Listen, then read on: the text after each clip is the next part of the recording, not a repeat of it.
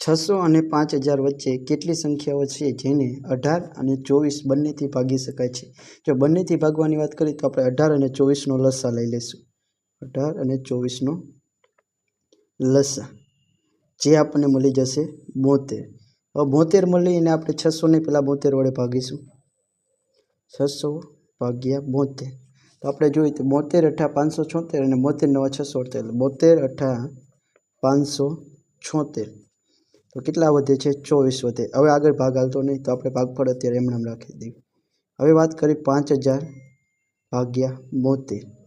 તો 72 છક 432 ને 72 સત્તા 504 વધી જાય, એટલે 72 છક 432. તો કેટલા વધે છે? 68. અને ઉપરથી ના 0. 72 × 9 648.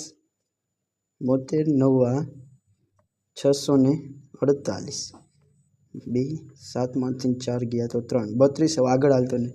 હજી આપણને બે ભાગફળ આવ્યા ને એનો તફાવત લઈ લેવાનો. તો તફાવત બરાબર 69 - 8 બરાબર 61.